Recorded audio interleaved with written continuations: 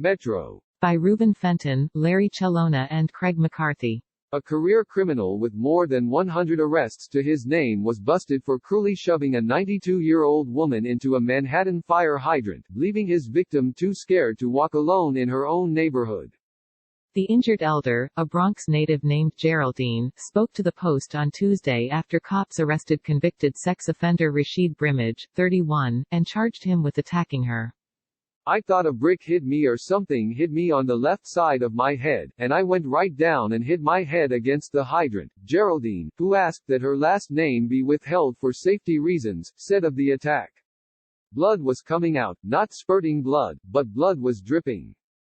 Geraldine, who has lived in Manhattan for more than 50 years, was on her way to Duane Reade when Brimage allegedly shoved her to the ground near 3rd Avenue and East 16th Street in Gramercy Park at about 3:30 p.m. Friday. She slammed against the fire hydrant and lay on the ground until a passerby called 911 and medics rushed her to nearby Beth Israel Hospital. The former teacher, who never married but is dating an 89-year-old lawyer, said her physical wounds were relatively minor and have since healed, but the mental toll has been much more severe. Mostly I'm shaken. My head still hurts where it was bleeding, where I hit the hydrant, or where he hit me, I don't know, she said. Mainly it's psychological, just the fear of going out on the street, she added. This damned guy put me in a state where I'm fearful to walk the streets alone. So my super's trying to find somebody who will walk me to a park nearby or to the supermarket, that kind of thing. So that's the problem. Brimage was busted by cops Tuesday and charged with assault after investigators recognized him from video footage of the attack, authorities said. The frequent offender has now been arrested 103 times since 2005 for petty crimes and sex offenses, sources said.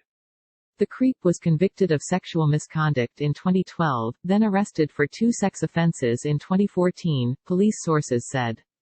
In May of that year, he was busted for exposing and fondling himself on an East Harlem street, the sources said. Just months later, in July, he was arrested for grabbing a woman's behind at a 3rd Avenue deli. In 2017, he failed to notify authorities that he changed his address and had to register as a sex offender, state records show.